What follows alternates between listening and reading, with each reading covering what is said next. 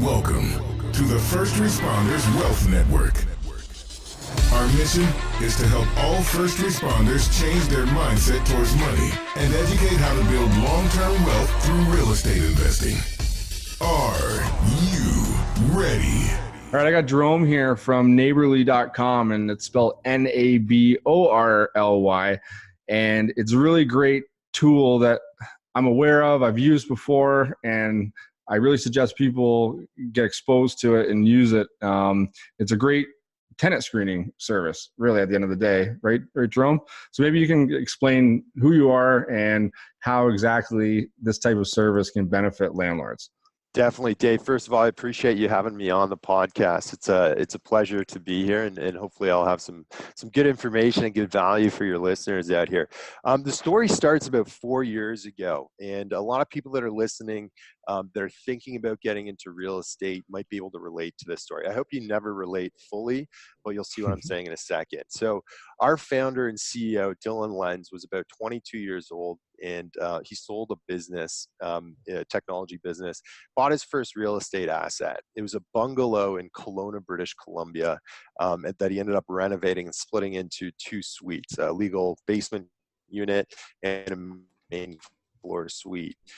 Didn't know anything about landlording, property management, investing in real estate. I think his family had been in real estate. They owned a few properties here and there, and he knew it to be one of the most stable asset classes, something that he could kind of build as a nest egg for retirement down the road. So he bought this property, read everything he could online, probably didn't listen to your podcast, unfortunately. It probably wasn't around back then, but he did all his research and put an ad up on Kijiji, I think Craigslist, had people come through the property. And what Google had told him to do is hand out a paper application, ask for people's credit scores, ask for references, call the references, and see if everything checks out. Nonetheless, you got to look somebody in the eye, shake their hand, see if you get a good gut feeling about it. So he did all that. He called references. One of the tenants that came through supposedly worked at the hospital. He called the reference. They said, yeah, she's a great employee. She's been here 5 years. Everything's great. Called previous landlord for this tenant. Yeah, I know she was amazing. I wish she wasn't leaving. Looked at her credit. It was better than Dylan's at the time. And he said, you know what? Perfect. My tenant screening's done. I've got a good feeling. She moved into the property. The first month of rent she paid, and in BC, I think you can take a half month's security deposit out there, different than here in Ontario where it's last month's rent. Mm-hmm. And that was the last money he got from her, unfortunately. She was what you call a professional tenant. So she had provided a fake credit report, which is very easy to do. You get your Credit Karma or Borrowell report and just cut and paste whatever credit score you want on top, print it, hand it over. Her references turned out to be friends. She didn't work at a hospital. He didn't call her previous landlord. Her previous landlord definitely would not have said amazing things about her payments and history as a tenant. And unfortunately for Dylan, he had never been in this situation before, and he didn't really know exactly what he was getting into. This tenant did, though, and he had to go through the eviction process. Similar to Ontario, out in BC, it's called the Residential Tenancy Board. You have to submit an eviction notice to the tenant, wait a period of time to give them a chance to catch up on rent. If they don't, then you can file for eviction, which we call an L1 here in Ontario. He did that and got the hearing scheduled for about 3 months later. So he's out about 4 months of rent at this point, finally gets the hearing. And eventually, long story short, they go back and forth for a few more weeks because of, I think she filed a stay and things got pushed around. But eventually, he got the eviction granted. And the judge said, you know what, this tenant's been evicted 7 times in the last 4 years. Wow. And that information is not publicly available anywhere. I'm sorry, but this is how it is. You've got your eviction. He never ended up collecting any money. He was ended up, I think, about $25,000 out of pocket for missed rent payments, legal fees, property damage she caused, and he wasn't able to collect anything. That is a lot of money. That is a lot of cash flow. Yeah, no matter what market you're in, 25K is a lot of money. So that's originally the pain that our founder, Dylan, felt to want to start Naborly and help out landlords like him. People are just getting into the market and don't know exactly what they're doing, but want to make sure they get that stable cash flow that real estate is supposed to offer them. I love that. I mean, and it's funny that it's ironic how, you know, a a horror story like that really inspired what it is, what it has become really. But those are the exact stories I think that a lot of people get nervous about. And, you know, you talk to one person who might have that experience and it turns them off of investing or purchasing a rental property or dealing with tenants like forever. So let's explain to my listeners what exactly Naborly does and how you can eliminate those pitfalls. Yeah, no, that's a really good point, and everybody's got a story, or they know somebody that has a everyone story. does. Yeah, no one talks about the good stuff. They only talk about the negative stuff. Nobody's sitting there saying, "Yeah, landlording's easy. You just pick up a check every month. It's the easiest investment I've ever had." Now, real estate's about people, right? You're selling property and rental properties that have an emotional attachment. The different color on the wall. If this is white, that might be attractive to me. A different tenant walks in, they see a blue color, and it's perfect for them, right? There's people involved in this business. So anyway, all of that pain that caused Dylan said, I'm going to build something that's going to help out landlords like me. And so what he built was originally the Naborly report. And the way it worked, this is back 4 years ago, was a tenant would fill out an online rental application, similar to the ORIA Form 410, which is commonly used here in Ontario. Ask very standard questions. Who are you as a tenant? Who's moving into the property? Where have you lived in the past? What sort of income do you make? Where does it come from? And the tenant fills out this application. They upload their ID and income documents, pay stub, ODSP letter, anything like that, and they submit it to Naborly. Naborly pulls their credit record from Equifax and pushes it all through our risk algorithm, pushing out the Naborly report for a landlord. And the point of that report is to give the landlord a very good objective perspective on if that tenant's going to have the ability to pay rent on time. It's looking at things not just credit, but looking at monthly cash flow.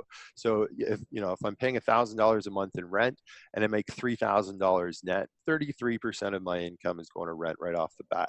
What's the person's debt situation? We're looking at their credit, their credit card statements, their phone bills on a monthly basis, and adding that on top. Then on top of that, what is their cost of living? Do they have a dependent that's 8 years old, 10 years old? What's the cost of raising that child in that specific postal code for a month? All of that information is getting factored together to spit out this Naborly report. Essentially, you can call it a credit report for the rental industry. That report was given to the landlord, and they would try and make the best decision they could. And we used to sell those reports for $30 a piece to landlords with a $50 annual membership up until February 2018, when our company had a bit of an epiphany. And this is where things kind of changed. We realized that no matter how accurate the report got, we still were not going to be able to accomplish what every landlord, and Dylan frankly wanted, which was, I don't want just the best information. I just don't want to have the risk. I want, if I'm charging $2,000 a month, I want $24K at the end of this year guaranteed. That's what I want as a landlord. So we went back to the drawing board and we said, how do we build a product that's actually going to guarantee this money for a landlord? Why not just, we're just advising people on who to choose. But even the best looking tenant on paper could lose their job. They could go through a divorce. They could get sick and no longer pay rent. And then you're stuck in this landlord tenant board system, which is not exactly favorable to landlords and is very difficult to collect defaulted rent. So we went back to the drawing board and said, what do we need to do to build a product like this that guarantees the rent and will, manage the eviction process if that ever takes? So February 2018, we decided we need more information. We need more feedback on how tenants are performing. So we got rid of the cost of Naborly. We began giving away the Naborly reports for free, and we still do that today. So you can sign up, screen a tenant, get your Naborly report back, and there's no cost for it. And then once we got to a certain point, I think we screened about 250,000 tenants through our system now. We also get feedback information from our landlord customers on how those tenants have performed. Do they pay their rent on time? Have they caused property damage? And all of this data is able to be brought back by our data science team to produce what's called the Naborly Shield, which launched about 5 months ago. And this is really completely revolutionizing the rental industry for independent landlords right now. The way it works now is after you get a Naborly report back, you're also going to get a quote for Naborly Shield. It's usually averaging about 3% of monthly rent. So on a $1,000 a month property, you're looking at about $30 a month fee for Naborly Shield. And instead of taking a last month's rent deposit or security deposit, the landlord has the tenant pay this fee, 3% on top of their monthly rent, and it guarantees the rent. So if that tenant ever defaults, Naborly will step in, pay 100% of the rent for up to 6 months, and will manage the entire eviction process ourselves. So the landlord never has to worry about going to the LTB. They never have to worry about bounce checks or chasing the tenant for rent. They get that cash flow guaranteed, and there's no cost to them. I didn't know that side of it. We just launched it 4 months ago. It's pretty fresh. I haven't got much sleep lately. I've been on the phone with all our customers, unfortunately. Okay, so let's run through that again. So that's 3% on top of the monthly rent. Yeah, on average, 3%. So if you think of like, I hate to compare it to an insurance because it's not really an insurance, it's a service product. But if you look at, car insurance, if you have a good driving record, your car insurance is going to be lower than if you've got a bunch of speeding tickets. It's going to be higher. Similar with a tenant. The tenant's more high risk at defaulting on rent. They've got a bunch of collections or their cash flow is just going to be really tight. It's going to be more expensive than 3%, maybe 5-6%, or maybe it's just too expensive for them to move into that property anyway. And on the lower end, if somebody's very low risk, they got a great rent to income ratio, the cash flow looks good, they've got a good renting history, things like that, you're going to see closer to a 1.5, 1.8% a monthly rent fee. And from a tenant's perspective, a lot of them are actually more favorable to paying a little bit a month rent instead of having to come up with 2 months up front for the property. So they just pay first month's rent, pay a little bit more per month, and they don't have to pay the last month's rent deposit that most landlords would charge. That's interesting. And it also is a bit of a peace of mind because I know, again, not only just having the fear of anything happening, but it's going through that process, and it turns into a longer, stressful process if you've never been through it. And luckily, I have not been through it. I have a property manager who did that for me, but it's just one of those things where there's a lot to it, and it can be really stressful. And I know if you serve it on the wrong time or you don't serve it properly, you can get sent all the way back to the beginning, and you got to start from ground zero. So yeah, that's such a good point, Dave. Like at the end of the day, it's one thing to be out, 6 months of rent from a tenant. Some people can pallet that. Obviously, it's not fun to lose out on 6 months of rent, and No. a lot of people can't afford that cash flow. But what a lot of landlords and feedback we got from our customers is, money's one thing, but me having to take 3 days off work, if I'm a first responder to deal with this, or to just the stress of this tenant in my property and I can't do anything about it, and I don't know what to do, that stress is a lot more impactful than the actual money they're losing. And that's why we set this product up, not just to cover the cost, but to try and take away that emotional burden that comes with being a landlord, unfortunately. Well, the cost is a big thing. I mean, sometimes, you lose 1 month, there goes all your cash flow for the whole year, depending on how tight your cash flow is. So cap rates are compressing across the country right now. And it's more difficult. I don't know if you saw the news in Toronto, but they put new sanctions on Airbnb. So people can't Airbnb their places out unless it's their primary residence, and only for up to 180 days in a given year. And a lot of landlords that bought their investment properties are already negative cash flowing. They can barely make their mortgage payments right now. Yes. Let alone if they have anything happen, cash is going to be really tight. That's really good. And I think I'm not sure if you mentioned it or not, but this service, just for people who are listening down in the States, this is for you guys too. So you guys cover Canada and the US, correct? Yeah, we're across all provinces and states in the US. Perfect. So where do you feel people are learning about your service more? Is it more up here in Canada, or do you find a lot of your customers down in the US, or where do you feel that maybe people need this the most?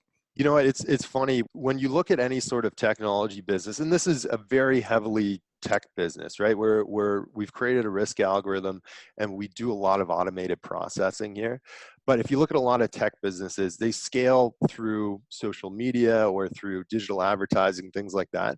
We haven't done any of that. This has all been word of mouth growth, where people like yourself, Dave, that use our product, they're just not going back to any other process, and they tell their landlord friend about it.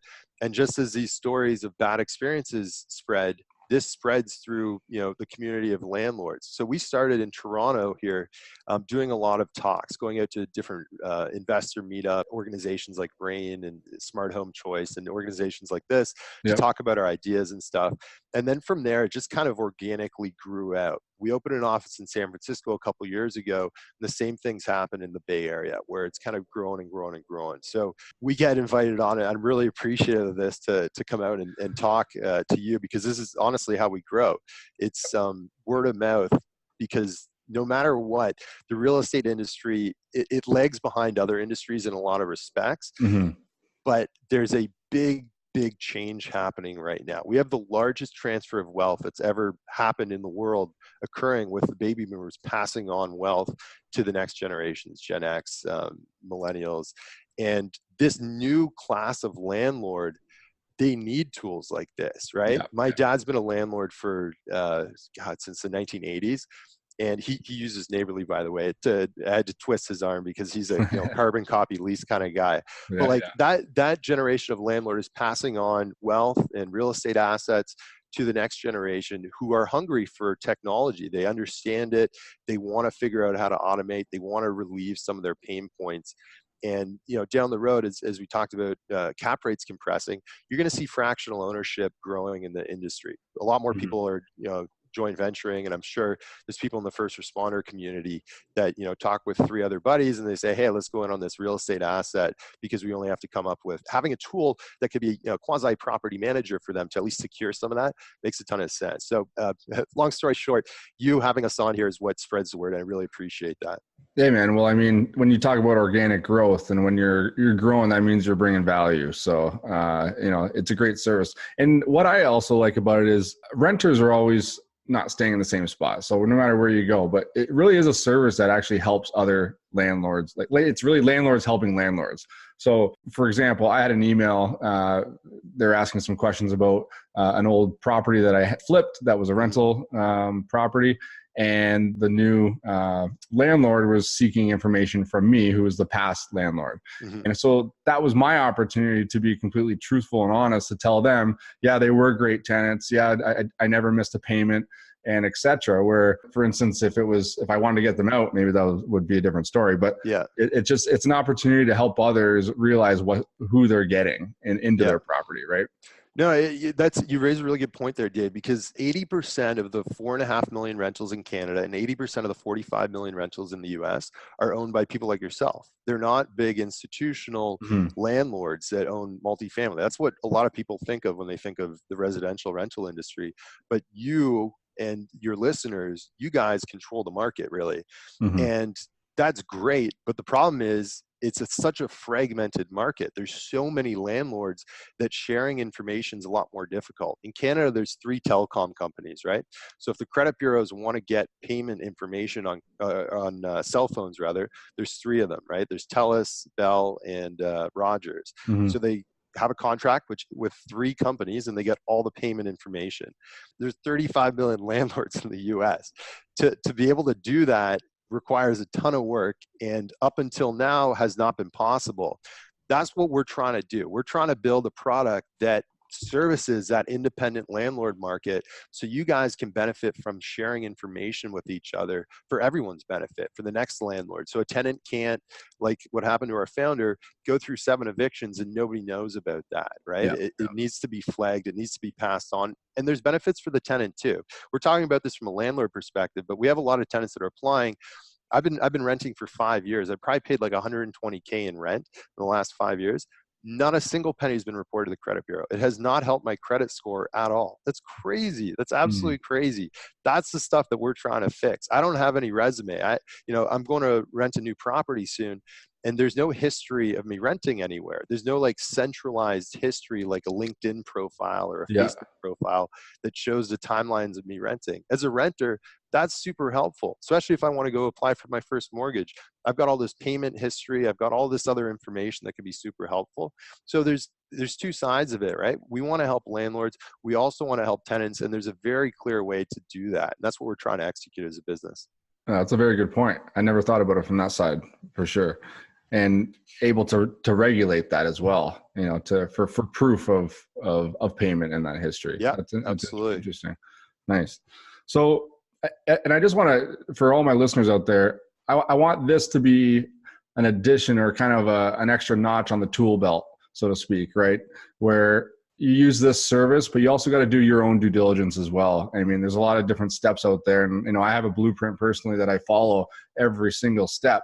And now I've literally added your service onto that checklist. So it just adds one extra step and one extra, due diligence process that much deeper. So it's really, really good. I think you guys should. I've done a great job on it, and obviously you're improving on it, and it's getting popular because of good reason, right? So yeah, appreciate that.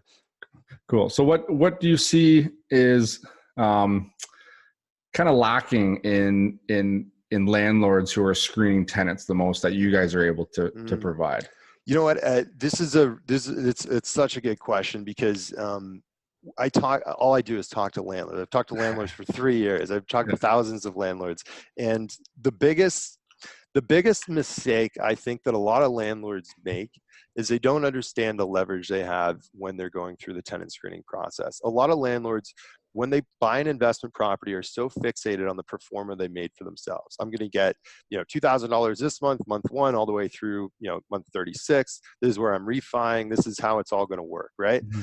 And what they'll do, and this is just, I think, I don't want to call it a rookie mistake, but it's something that an experienced landlord doesn't do, is when they have a tenant applying and they're coming down, they only got 5 days left before the unit's vacant, they spring and they jump on putting that tenant in, even if they don't feel 100% comfortable with it, because they don't want to miss a month of cash flow. Yes. Yeah. And the easiest thing I can say is, listen, you have all the control in the situation. You have to abide by the law. You have to make sure you're screening everybody equitably.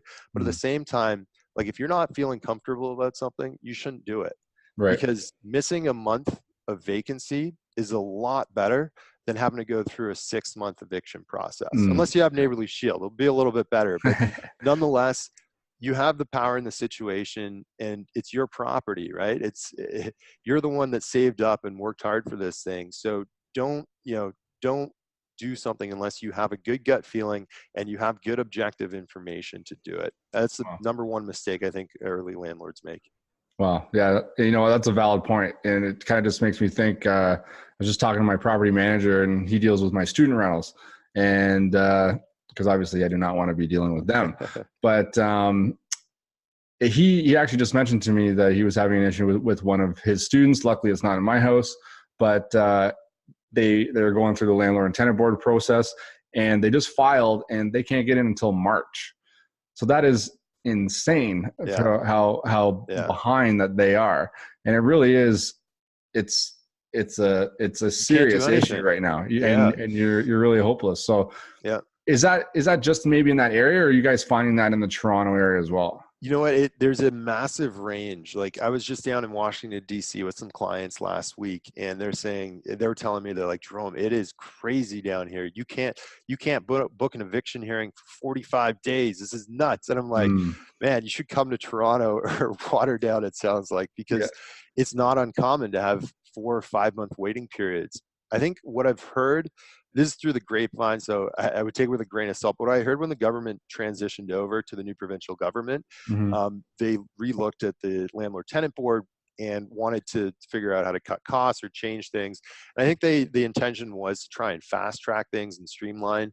But what I've heard happen is that adjudicators' contracts are getting cut down to only 6 months maximum. And there's like a 3-month training program in Ontario to become an adjudicator.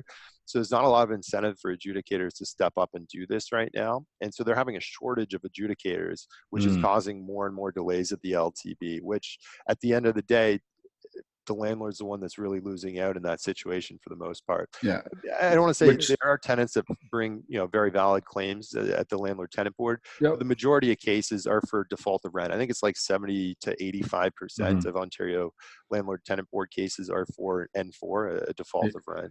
And obviously it depends on where you are in the U.S. and Canada. I mean, everywhere, every state, province works differently. Some are very pro landlords, which I love in certain states down there, but it's just more incentive and more reason to really do your own due diligence and screening properly and use something like this to help you. Because like you said, 1 month's vacancy is better than dealing with a 6-month headache. Definitely. Yeah. Awesome. Well, how can people get a hold of you? Give a little bit more and your website and your service and all that stuff. Absolutely. So I appreciate that. Naborly.com. N as in Nancy, ABORLY.com is our website. We've got a support line on there. You can call in. Our support team's sitting there waiting for your call. They'll help you out, answer any questions you have. It takes about 3 minutes to set up an account with us, and Dave's been through it before. So you set up your account, upload your ID, and you're all set. As soon as you have a tenant that shows up for wanting to apply to your property, you just send off a rental application through your account to them. They fill it out, and within about 90 minutes of them completing it, you should have a report back and a quote for Naborly Shield, so you can start to make a decision. It's a lot easier than going back and forth with paper documents and chasing people down and stuff. We handle the process. It really is super easy. Yeah, and it happens on the spot, which is pretty amazing as well. What about your criminal record checks? How's that process? I want to ask. I'm glad you asked that, Dave. So in Canada, it's fascinating how this actually works. In Canada, there's one criminal database that we can tap into, or anybody that's doing tenant screening can tap into. What size? Is that CPIC database? Yeah, CPIC database. There's 2 organizations that have partnerships with them that can tap into it, Sterling and Triton, I think. We partner with Triton, so we get our criminal background checks through Triton that pulls it from CPIC. The difference in Canada than the US is quite drastic. In Canada, specifically British Columbia, you're not allowed to pull criminal background checks for tenant screening. I believe all the other provinces you are legally allowed. The only kind of negative about it is that the only information that can be displayed is if somebody has a criminal background or they don't. It doesn't give you any specifics. Yeah, it doesn't give you any specifics. Very different in the US. The US is super fragmented, where if you want to do a proper criminal background check, you need to go down to the county level in every location that the tenants actually lived in. So we've got a partner down there that taps into all that information for us. And I should also say for the states, since there are publicly available eviction records, we pull those records as well through a partner. So that's so our Privacy Act is a little bit more solid, I guess, up here. It's not more tenant in favor for the landlord, depending on what side you're on. Exactly. And you know what? I should mention this. Criminal reports in Canada do cost $25 with us. Everything else is free. So if you don't do a criminal background check, it's free to get the reports, and then you can see the quote for free and pass that cost on to the tenant if you want. Yeah.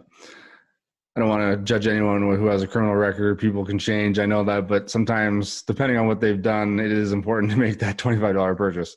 Absolutely. So. Listen, we've seen some interesting stuff. When you screen 250,000 people, we have some very interesting people that come through the system.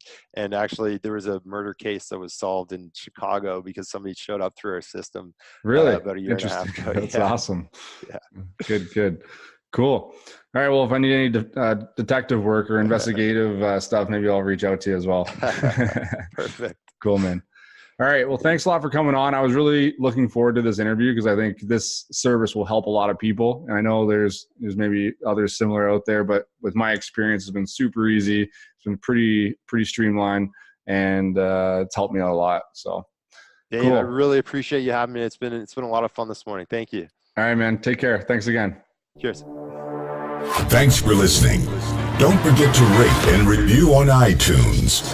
Also, check out our website at 911wealthnetwork.com or contact Dave directly at 911wealthnetwork.com.